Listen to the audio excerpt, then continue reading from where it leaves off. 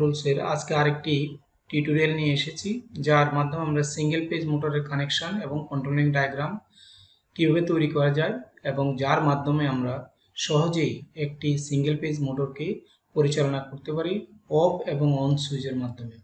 আমরা জানি বাসাবাড়িতে যে সমস্ত মোটর আছে বা পাম্প আছে, সেই পাম্পগুলি সিঙ্গেল পেজ মোটরের।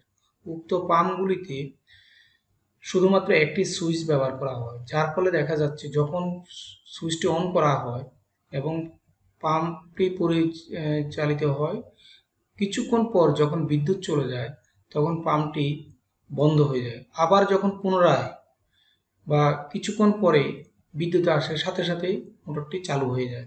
কারণ এর মূল কারণ হচ্ছে সুইচটি যখন একবার অন করা হয় তাহলে সে অটোমেটিকলি অফ হতে পারে না, এই জন্যই মোটরটি বন্ধ হয় না, তাই পুনরায় চলতে থাকে। এইরূপ সমস্যার ফলে মোটরের আয়ুকাল কমে যায় এবং মোটরটি ড্যামেজ হওয়ার বা পাম্পটি ড্যামেজ হওয়ার সম্ভাবনা থাকে।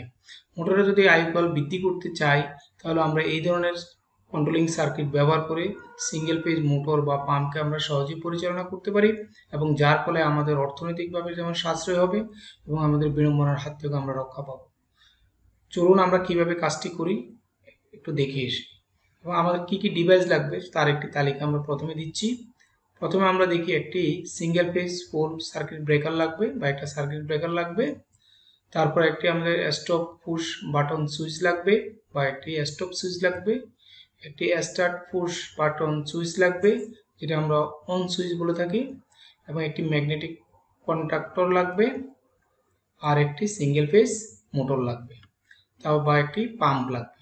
তাহলে আমরা প্রথমে কন্ট্রোলিং সার্কিটটি দেখাবো, তারপর হচ্ছে আমরা মূল কানেকশনটি দিব মোটরের সাথে।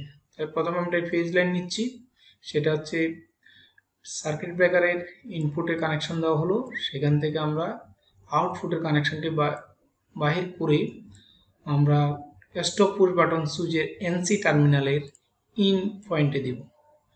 আউটে আরেকটি লাইন বের করে সেখান থেকে স্টার্ট পুশ বাটন সুইচ অর্থাৎ আমাদের অন সুইচের এনোতে কানেকশন দিব। এনোর আউটপুট থেকে একটি কানেকশন আমরা সরাসরি নিয়ে যাব হচ্ছে ম্যাগনেটিক কন্ট্যাক্টের A2 টার্মিনাল।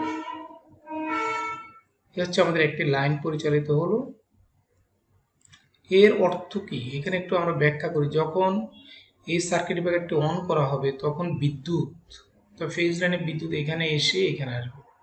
যেহেতু এই স্টপ সুইচটি অফ সুইচটি এনসিতে কানেকশন দিয়েছি আমরা, তাহলে এনসি হচ্ছে নর্মালি ক্লোজ, অর্থাৎ এইখান থেকে বিদ্যুৎ এখানে এই সুইচটি অন না করলেও এই পয়েন্টে আমরা বিদ্যুৎ পাবো। ক্লিয়ার? আর যখন এটাকে চাপ দেওয়া হবে তখন কিন্তু এই পয়েন্টটি ডিসকানেক্ট হয়ে যাবে, অর্থাৎ এদিকে আর বিদ্যুৎ সরবরাহ হবে না, তখন এই পয়েন্ট দিয়ে বিদ্যুৎ সরবরাহ হবে। এটি হচ্ছে অন এনসি এবং এনও টার্মিনাল। নিচের যে টার্মিনালটি সেটা হচ্ছে এনও। প্রত্যেকটি সুইচেরই দুইটা টার্মিনাল থাকবে, উপরে হচ্ছে এনসি, নিচে হবে এনও। ঠিক সিমিলারলি আমরা এখান থেকে বিদ্যুৎ তাহলে সরাসরি এখানে পাবো, তারপরে এখানে গিয়ে বিদ্যুৎ এখানে আসবে, এটা হচ্ছে এনও টার্মিনাল। তাহলে উপরেরটা হচ্ছে এনসি, আমরা কানেকশন দিচ্ছি এনওতে। যখন এই পুশ বাটন সুইচটিকে অন করার জন্য বা অন সুইচটিকে পুশ করা হবে তখন এখান থেকে বিদ্যুৎ এই যে এনোটা এনসিতে রূপান্তরিত, অর্থাৎ এখানে কানেকশন পাবে। পেলে তাহলে কি হবে, এখান থেকে বিদ্যুৎ সরাসরি এই কয়েলের অর্থাৎ ম্যাগনেটিক কন্ট্যাক্টের যে কয়েল আছে সেই কয়েলে ভোল্টেজ পাবে বা বিদ্যুৎ পাবে, যার ফলে এই কন্ট্যাক্টটি কি হবে, অন হবে। অন হলে এই পাত দিয়ে বিদ্যুৎ আসবে, এই পাত দিয়ে বিদ্যুৎ আসবে, এই পাত দিয়ে বিদ্যুৎ। অর্থাৎ এখানে লাইন তিনটি লাইন দেখাচ্ছে, 1 2 3, এখানে T1 T2 T3, অর্থাৎ আমরা লাইনে দিব। যেহেতু সিঙ্গেল পেজ আমরা যে কোনো দুটি লাইন ব্যবহার করব, এটা সাধারণত 3 পেজে ব্যবহার করা যায়। তাহলে আমরা পরবর্তী কি করব, আরেকটি লাইন নিব, যে এখান থেকে আমরা এই পাতের মধ্যে এখান থেকে আরেকটি লাইন এই পাতের মধ্যে আমরা শর্ট করব, কারণ এই পাতেও আমাদের ম্যাগনেটিক কয়েলের কানেকশন দিতে হবে। এখন এইখান থেকে এই যে এনসি থেকে আরেকটা কানেকশন চলে যাবে হচ্ছে আমাদের এই পাতের নিচের প্রান্তে। এই হচ্ছে আমাদের ফেজ লাইনটি আমরা কন্ট্রোলিং সার্কিটের অঙ্কন করলাম। এখন আমরা দেখাচ্ছি নিউট্রাল লাইনটি আমরা কিভাবে দিব। এই যে ইন করলাম, সেখান থেকে আউটপুট থেকে আমাদের কানেকশনটি চলে যাবে হচ্ছে A1 লাইনে, অর্থাৎ ম্যাগনেটিক কন্ট্যাক্টের A1 এ। এটুকু হচ্ছে আমাদের কন্ট্রোলিং সার্কিট। এখন আমরা একটু ব্যাখ্যা করি এটা আসলে কিভাবে কাজ করে। যখন আমি এই সিঙ্গেল পেজ পোল সার্কিট ব্রেকারটি অন করব, তখন সরাসরি বিদ্যুৎ এখানে এসে যেহেতু এটা এনসি টার্মিনাল আগে বলেছি, সেখান থেকে বিদ্যুৎ সরাসরি এনসি টার্মিনালের এখানে চলে আসবে। এখানেও এই সুইচে কোনো প্রকার টাচ করার প্রয়োজন নাই।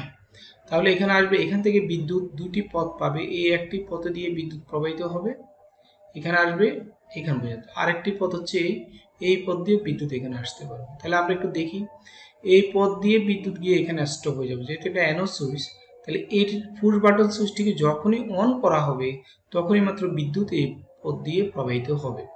তাহলে আমরা যখন অন করব তখন বিদ্যুৎ কি এই পথ দিয়ে প্রবাহিত হলো, হওয়ার পরে সাথে সাথে এখানে বিদ্যুৎ এসে এই কয়েলটির মধ্যে বিদ্যুৎ পাবে, যার ফলে কি হবে, এটার ভিতরে যে ম্যাগনেটিক কয়েল আছে সেই কয়েলটি কি ম্যাগনেট উৎপন্ন করবে এবং এই পুশ বাটনটিকে কি করে চাপ দিবে, নিচে থেকে চাপ দিলে এই লাইনটি তখন কানেকশন পাবে, অর্থাৎ এই টার্মিনাল এবং এই টার্মিনাল কানেকশন হবে, এর সাথে এর কানেকশন তৈরি হবে, এর সাথে এর কানেকশন তৈরি হবে।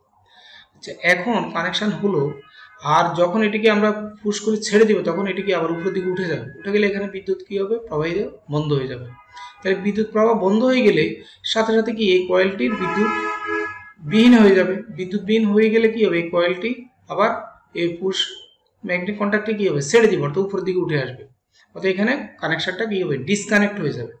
কিন্তু দেখেন এখান দিয়ে যে কানেকশন থাকার ফলে কি হবে, এটা যখন ছেড়ে দিচ্ছি তখন কিন্তু এখানে যেহেতু বিদ্যুৎ সবসময় থাকতেছে, তাহলে এই বিদ্যুৎ এখান থেকে আসিয়া এই কয়েলের, যেহেতু এটা যখনই এটা ধরবে এখানে বিদ্যুৎ পুশ বাটন সুইচ অন করবে, তখন সাথে সাথে কয়েলে এই যে ম্যাগনেটিক কি হবে, এখানে কয়েলে বিদ্যুৎ আয়িত হবে এবং ম্যাগনেট অন হবে, সাথে সাথে কি হবে, এই এনওটা তখন এনসিতে রূপান্তরিত, অর্থাৎ এখান দিয়ে বিদ্যুৎ যাওয়ার একটা কি রাস্তা তৈরি হবে। আর যখন এটা ছেড়ে দিবে তখন এখান দিয়ে বিদ্যুৎ গিয়ে এই কয়েলটাকে বিদ্যুতায়িত করবে, যার ফলে এই ম্যাগনেটিক কন্ট্যাক্টটি কি থাকবে, সচল থাকবে, অর্থাৎ অন অবস্থায় থাকবে।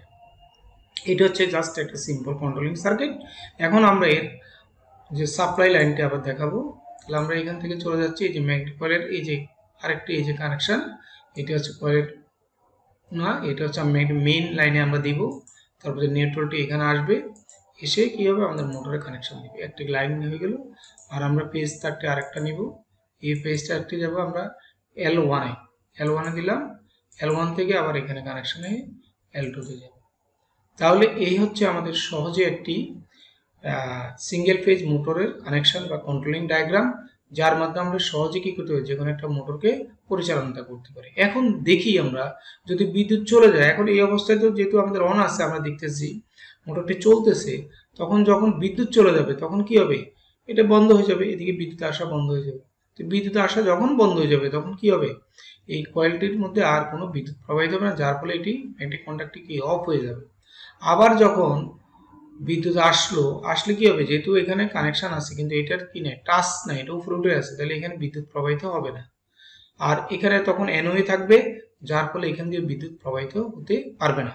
তাহলে এই দিক দিয়ে বিদ্যুৎ প্রবাহের সুযোগ নাই, এই পাশ দিয়ে বিদ্যুৎ প্রবাহের সুযোগ নাই, যার ফলে কি হবে, এখানে আর মোটরটি হঠাৎ করে কারেন্ট আসলে এটি আর পরিচালিত হবে না। তাহলে আবার পুনরায় যখন এখানে পুশ বাটন সুইচটি চাপ দেওয়া হবে তখনই কি এখানে কানেকশন পাবে এবং যার ফলে এই কয়েলটি বিদ্যুতায়িত হবে এবং এটি অন হবে ম্যাগনেটিক কন্ট্যাক্টটি, এবং এই এনোটি তখন এনসিতে রূপান্তরিত, যার ফলে এইখান দিয়ে বিদ্যুৎ কি হবে, এখান থেকে প্রবাহিত হতে পারবে। আর এটি বন্ধ হওয়ার সাথে সাথে এখান দিয়ে বিদ্যুৎ পেয়ে কয়েলটি কি অ্যাক্টিভ থাকবে এবং ম্যাগনেটিক কন্ট্যাক্টের মাধ্যমে বিদ্যুৎ এই মোটরে প্রবাহিত। এইভাবে মূলত একটি সিঙ্গেল ফেজ মোটরের কানেকশন বা কন্ট্রোলিং ডায়াগ্রাম তৈরি করা যায় এবং যার মাধ্যমে আমরা যে কোনো মোটরকে সহজে কন্ট্রোল করতে পারি এবং আমাদের এই ক্ষেত্রে কি হবে, মোটরটি ড্যামেজ হওয়ার সম্ভাবনা কম থাকবে এবং মোটরের দীর্ঘায়িত হবে এবং দীর্ঘদিন পরিচালনা করা যাবে। তাই এটি নিজেরা প্র্যাকটিস করবেন। তবে একটি কথা মনে রাখতে হবে, অবশ্যই মোটরের কানেকশন দেওয়ার আগে কন্ট্রোলিং সার্কিটটি তৈরি করতে হবে এবং এটি বাস্তবে দেখতে হবে এবং দেখে পরবর্তীতে মোটরের সাথে কানেকশন দিয়ে তারপর লাইনটি চেক করতে হবে।